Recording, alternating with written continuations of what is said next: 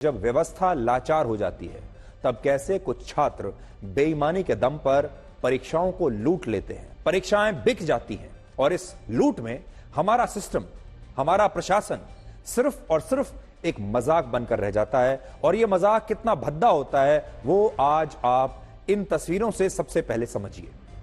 ये तस्वीरें हरियाणा के नूंह जिले के एक स्कूल की हैं, जहां 10वीं कक्षा की बोर्ड परीक्षाओं के दौरान छात्रों को नकल कराने के लिए कुछ युवा किताबें लेकर स्कूल की बिल्डिंग पर चढ़ गए और देखते ही देखते सरकार के तमाम इंतजाम इस परीक्षा में फेल हो गए। और दुख की बात यह है कि जिन छात्रों ने बोर्ड की इस परीक्षा के लिए कड़ी मेहनत की थी, परिश्रम किया था, पूरी ईमानदारी के साथ तैयारी की थी, दिन रात पढ़ाई की थी, उनकी मेहनत को भी इन लोगों ने एक झटके में उनसे लूट लिया। जरा तस्वीरें देखिए, आज इन तस्वीरों को देखकर आपका दिल टूट जाएगा।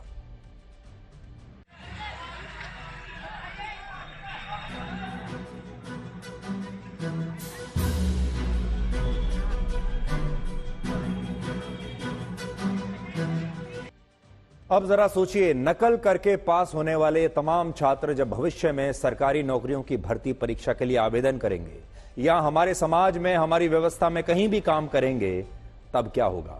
और क्या तब भी हमारे देश में नौकरियों की भर्ती परीक्षाओं के क्वेश्चन पेपर लीक नहीं होंगे? क्योंकि इन्हें अब बेईमानी करने की आदत पड़ चुकी है। स्कूल में बेईमानी की, कॉलेज में बेईमानी की, भर्ती परीक्षा में बेईमानी की, और जब नौकरी करेंगे तब भी बेईमानी करेंगे। इसीलिए हम आपको यह बता रहे हैं कि आज बेरोजगारी से भी बड़ी समस्या है बेईमानी, और यह बेईमानी भारत को आगे नहीं बढ़ने देगी। और यह बेईमानी भारत के 38 करोड़ युवाओं को नीचे की तरफ खींच रही है। भारत दुनिया की सबसे बड़ी युवा शक्ति है, जहां 15 से 29 वर्ष के 38 करोड़ युवा रहते हैं, और यह संख्या अमेरिका की पूरी आबादी से भी ज्यादा है। सोचिए, और हम अपने इन युवाओं के साथ, 38 करोड़ युवाओं के साथ हम क्या कर रहे हैं, जरा कल्पना कीजिए। अमेरिका की कुल आबादी लगभग 34 करोड़ है और हमारे देश भारत में 15 से 29 वर्ष के 38 करोड़ युवा रहते हैं, और अनुमान है कि इनमें 5 करोड़ से ज्यादा युवा आज सरकारी नौकरियों की तैयारी कर रहे हैं। और सोचिए, जब भर्ती परीक्षाएं बिक जाती हैं, क्वेश्चन पेपर लीक हो जाते हैं और बेईमानी से परीक्षाओं को लूट लिया जाता है, तो इन करोड़ों छात्रों के ऊपर, इनके परिवारों के ऊपर क्या बीतती होगी और इनके परिवारों को कैसा लगता होगा। आज जब आप भर्ती परीक्षाओं की खोखली हो चुकी व्यवस्था में झांक कर देखेंगे तो आपको पता चलेगा कि भारत के 15 राज्यों में पिछले 5 वर्षों में सरकारी नौकरियों के 40 से ज्यादा क्वेश्चन पेपर लीक हो चुके हैं, जिसकी वजह से 1 करोड़ 45 लाख ईमानदार और परिश्रमी छात्रों के साथ विश्वासघात हुआ है। लेकिन इस विश्वासघात पर कभी कोई बात नहीं करता, इस बेईमानी की कभी कोई बात नहीं करता। हमारे देश में हमारे जो नेता भी हैं वो बेरोजगारी की बात तो करते हैं, वो महंगाई की बात तो करते हैं, लेकिन जो मुद्दा हमारे छात्रों को सीधे तौर पर प्रभावित कर रहा है, जो मुद्दा हमारे छात्रों की जिंदगी को बर्बाद कर रहा है, उस मुद्दे पर कोई बात नहीं करता। और अगर बात करते भी हैं तो उस पर अमल नहीं करते। हमारे देश में जो तमाम पार्टियां हैं वो इस मुद्दे पर राजनीति करती हैं, लेकिन सच ये है कि क्वेश्चन पेपर लीक होने की जो बीमारी है, उस बीमारी जो है वो कैंसर की बीमारी की तरह हो चुकी है, जिसका कहीं पर कोई इलाज इस समय नजर नहीं आता। आज ना तो कांग्रेस पार्टी आपको यह बताएगी कि राजस्थान में जब उसकी सरकार थी तब वहां पिछले 5 वर्षों में 7 भर्ती परीक्षाओं के क्वेश्चन पेपर लीक हुए। लीक होने के मामले में 6 आरोपियों को आज गिरफ्तार किया है, और हैरानी की बात यह है कि इन सभी आरोपियों के पास से पुलिस को वही आंसर शीट्स बरामद हुई हैं जो 18 फरवरी को भर्ती परीक्षा से पहले व्हाट्सएप और टेलीग्राम पर लीक हो गई थी, वायरल हो गई थी। और अब बहुत सारे लोग ये भी कह रहे हैं कि ये जो साल है, ये वर्ष लीप ईयर है, क्योंकि जिसमें लीप ईयर कौन सा होता है, जिसमें फरवरी का महीना 29 दिन का होता है। लेकिन ये लीप ईयर उत्तर प्रदेश के छात्रों के लिए लीप नहीं बल्कि लीक ईयर साबित हो रहा है। और यहां बात सिर्फ एक राज्य उत्तर प्रदेश की नहीं है। वर्ष 2021 में जब राजस्थान में कांग्रेस की सरकार थी तब सब इंस्पेक्टर की नौकरी के लिए पुलिस में, राजस्थान पुलिस में सब इंस्पेक्टर की नौकरी के लिए अलग अलग चरणों में भर्ती परीक्षाएं हुई।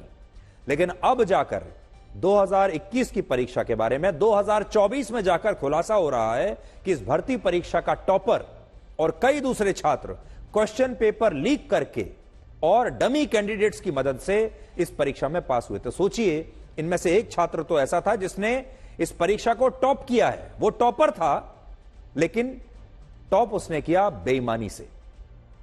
आज जब इन छात्रों को जयपुर की अदालत में पेश किया गया तो वहां मौजूद वकीलों में इस घटना को लेकर इतना गुस्सा था कि उन्होंने इन आरोपी छात्रों के साथ कोर्ट परिसर में ही मारपीट शुरू कर दी और कहा कि इन छात्रों ने राजस्थान के लाखों छात्रों के साथ बेईमानी करके बहुत बुरा काम किया है।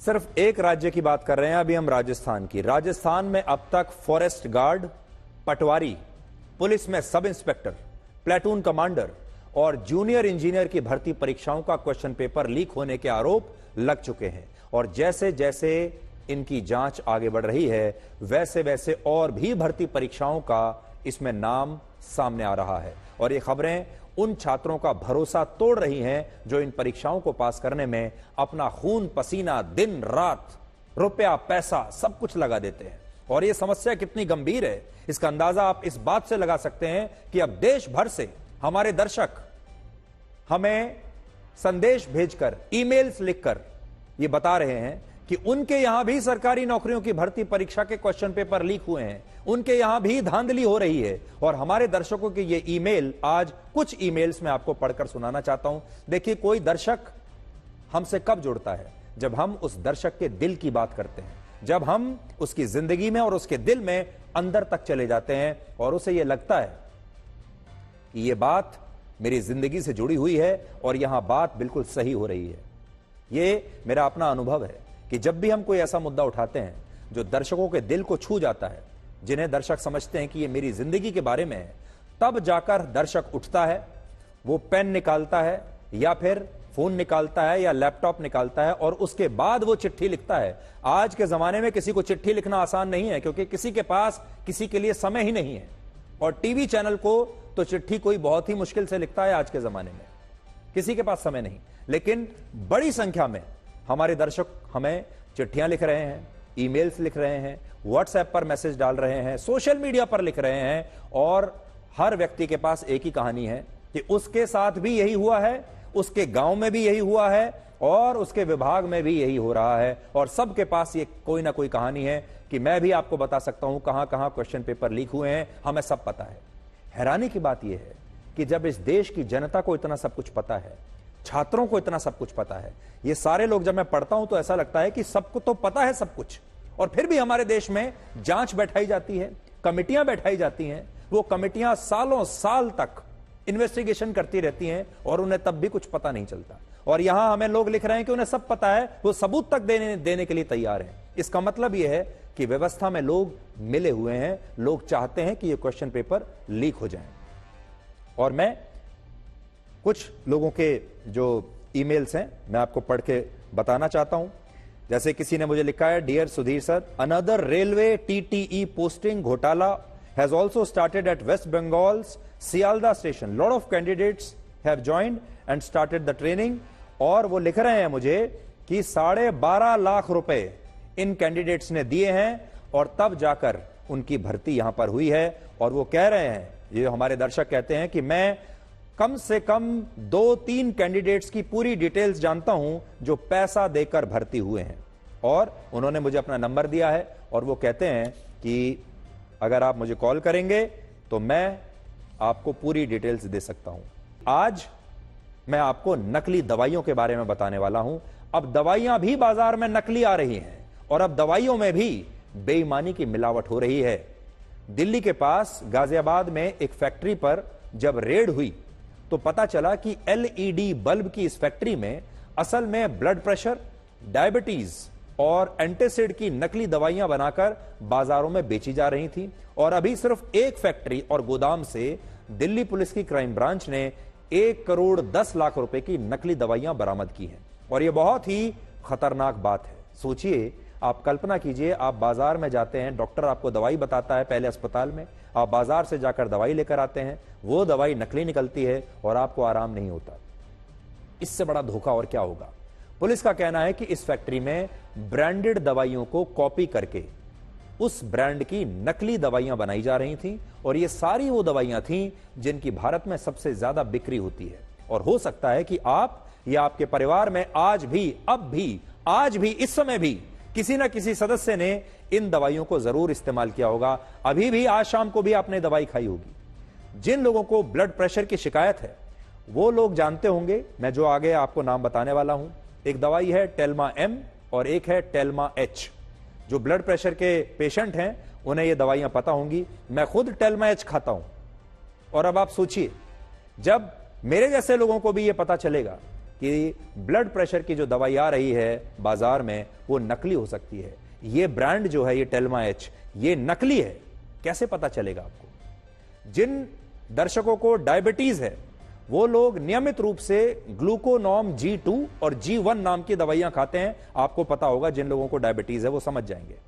और एंटासिड की दवाइयों में पेंटोसिड DSR और ओमेज DSR नाम की दवाइयां खाई जाती हैं। और ये वो दवाइयां हैं जो हमारे देश के लगभग 20 करोड़ से ज्यादा लोग नियमित रूप से खाते हैं।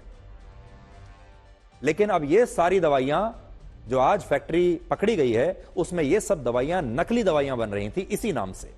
और आपके लिए शायद पहचानना भी मुश्किल होगा कि आप असली दवाई खा रहे हैं या नकली।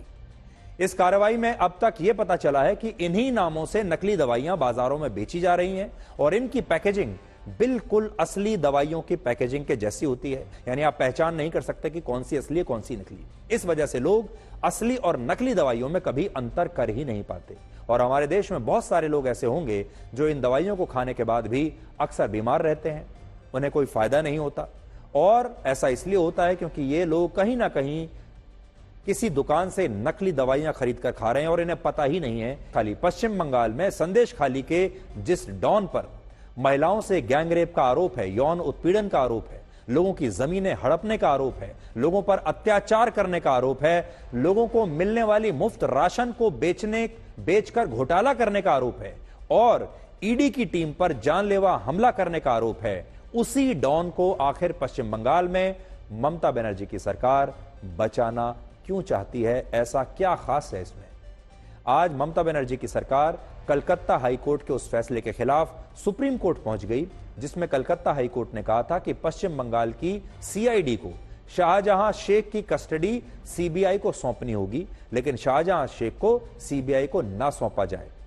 तो देखिए, मामला यह है कि कलकत्ता हाईकोर्ट ने कहा कि जो पुलिस है पश्चिम बंगाल की वो शाहजहां शेख को सीबीआई को सौंप दे और सीबीआई को इन्वेस्टिगेट करने दिया जाए ये पूरा मामला।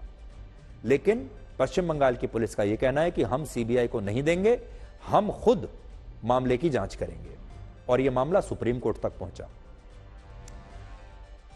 हाईकोर्ट के इस फैसले के खिलाफ ममता बनर्जी की सरकार सुप्रीम कोर्ट पहुंच गई और सुप्रीम कोर्ट से यह मांग की उन्होंने कि वो कलकत्ता हाईकोर्ट के इस आदेश को रद्द कर दें और पश्चिम बंगाल की सरकार और पुलिस की कस्टडी में ही शाहजहां शेख को रहने दिया जाए। लेकिन जब सुप्रीम कोर्ट ने इस मामले में तुरंत कोई राहत नहीं दी तो आज शाम को पश्चिम बंगाल की सीआईडी ने शाहजहां शेख को सीबीआई को सौंप दिया। हालांकि इस दौरान सीआईडी ने इस बात का पूरा प्रयास किया कि किसी भी तरह से शाहजहां शेख की कस्टडी सीबीआई को ना सौंपी जाए। और यह एक बहुत बड़ी बात है क्योंकि इससे यह पता चलता है कि इस अपराधी को, शाहजहां शेख को, पश्चिम बंगाल में बचाने की पूरी कोशिश हो रही है। और यह भी तब हो रहा है जब पश्चिम बंगाल की मुख्यमंत्री ममता बनर्जी खुद एक महिला है। इस समय ममता बनर्जी भारत की इकलौती महिला मुख्यमंत्री हैं और उनके राज्य में यह हो रहा है। इसलिए आज लोग ये समझ नहीं पा रहे कि ममता बनर्जी के राज्य में महिलाओं पर अत्याचार करने वाले इस अपराधी को सत्ता का संरक्षण क्यों मिल रहा है।